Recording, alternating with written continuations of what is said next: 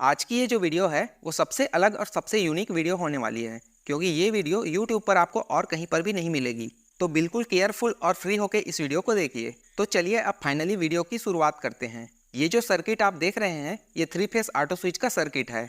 इस सर्किट के अंदर इतना जो पार्ट है ये फेस सीक्वेंस के साथ साथ वोल्टेज अनबैलेंसिंग को भी डिटेक्ट करता है। अब यहाँ ध्यान से समझना, इस फेस सीक्वेंसिंग RC सर्किट का ये सर्किट डायग्राम है। इसे गौर से देखिए, इसमें 3 फेस इनपुट के बाद सिर्फ और सिर्फ रजिस्टर और कैपेसिटर ही लगा हुआ है, इसीलिए इसे RC सर्किट कहते हैं। ये जो कैपेसिटर है यही इस सर्किट का मोस्ट इंपॉर्टेंट पार्ट है। इस सर्किट के वर्किंग प्रिंसिपल को अच्छे से समझने के लिए हमें दो चीज़ों का ज्ञान होना बहुत जरूरी है। पहला वोल्टेज डिवाइडर सर्किट और दूसरा कैपेसिटर का वर्किंग प्रिंसिपल।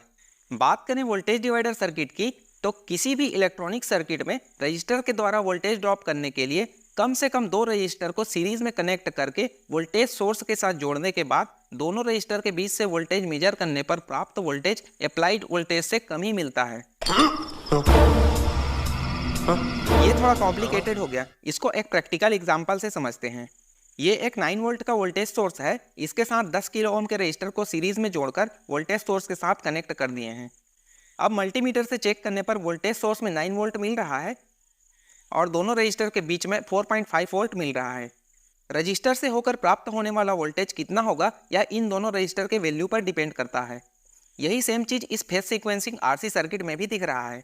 तो इसी बात पर एक लाइक तो बनता है बॉस। अब बात करते हैं कैपेसिटर के वर्किंग प्रिंसिपल की। कैपेसिटर होता है 2 टाइप्स का, पोलर और नॉन पोलर कैपेसिटर। इस सर्किट में नॉन पोलर कैपेसिटर लगा हुआ है, इसीलिए हम इसके बारे में ही बात करेंगे।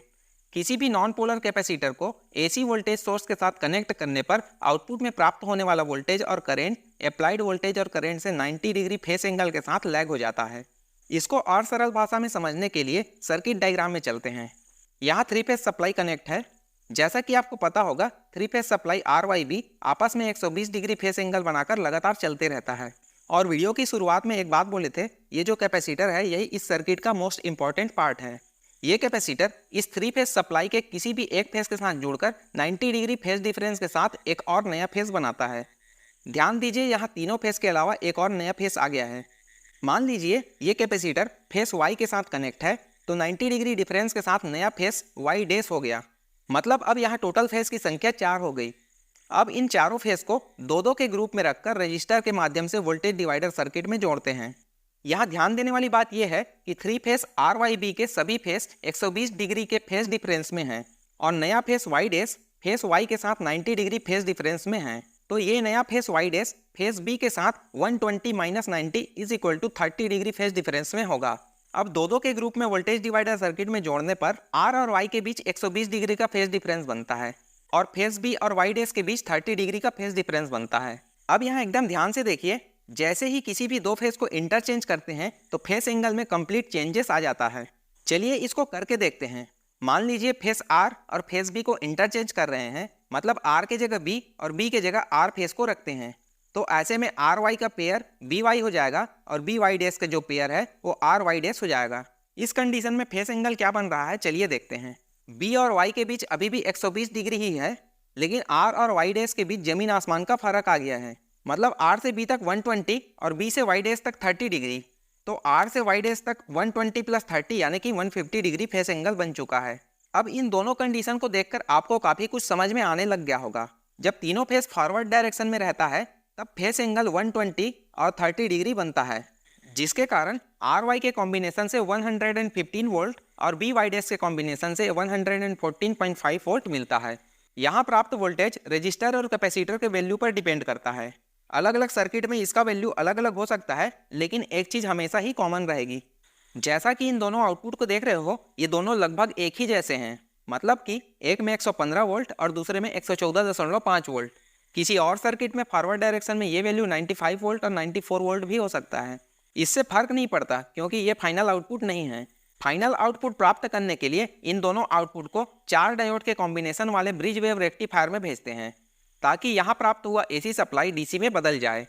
दोनों आउटपुट ब्रिज वेव रेक्टिफायर में कंबाइन होकर सब्सट्रैक्ट हो जाता है, जिससे इसका final result 115 - 114.5 = 0.5 volt DC output में मिलता है। उसके बाद इसे जीनर डायोड, फिल्टर कैपेसिटर और रजिस्टर के माध्यम से LM324N IC में भेजकर वोल्टेज कंपैरिजन करके फेज सीक्वेंस डिटेक्ट किया जाता है। LM324N IC फेज सीक्वेंस कैसे डिटेक्ट करता है उसे आगे समझेंगे। उससे पहले किसी भी दो फेज को इंटरचेंज करने पर जब फेज सीक्वेंस का डायरेक्शन रिवर्स होता है तब इस सर्किट से आउटपुट में कितना वोल्टेज मिलता है उसको देखते हैं। रिवर्स डायरेक्शन में BY के कॉम्बिनेशन से 115 वोल्ट और RY' के कॉम्बिनेशन से 130 वोल्ट मिलता है। ये दोनों आउटपुट ब्रिज वेव रेक्टिफायर में सब्सट्रैक्ट होकर 130 - 115 = 15 वोल्ट प्राप्त होता है, जिसे जीनर डायोड वोल्टेज रेगुलेट करके 9 वोल्ट बनाकर LM324N IC तक पहुंचाता है। जब भी कोई एक फेज बंद होता है तब भी इस सर्किट के फाइनल आउटपुट लगभग 9 वोल्ट मिलता है। फेज सीक्वेंस के फॉरवर्ड और रिवर्स डायरेक्शन के फाइनल आउटपुट को देखकर एक यूनिक चीज दिखाई दे रहा है। एक में वोल्टेज लो है और एक में हाई है। इसी लो और हाई वैल्यू को LM324N IC कंपेयर करके फेज सीक्वेंस डिटेक्ट करता है। LM324N IC के वर्किंग प्रिंसिपल को अच्छे से समझने के लिए ऑटो स्विच काम कैसे करता है वाले इस वीडियो को देखें। नीचे पिन कमेंट और डिस्क्रिप्शन में इसका लिंक मिल जाएगा। और अभी तक इस वीडियो को देख रहे हो तो कॉन्ग्रेचुलेशंस, आज आपको फेज सीक्वेंसिंग का महाज्ञान प्राप्त हो गया है। जो भी आपके डाउट्स रहते हैं चाहे किसी भी टॉपिक में हो, उसे डायरेक्ट मेरे इंस्टाग्राम में मैसेज करके पूछ सकते हैं। मैं सभी की समस्या का समाधान फ्री ऑफ कॉस्ट करता हूँ, किसी से 1 रुपया भी डिमांड नहीं करता हूँ। तो करना, परेशान हो गए हम लोग 2.5 साल से। डिस्क्रिप्शन में इंस्टाग्राम का हैंडल मिल जाएगा या फिर डायरेक्ट इंस्टाग्राम में सर्च कीजिए DANESHSAHU दानेश साहू। फॉलो कीजिए और अपना सवाल पूछिए।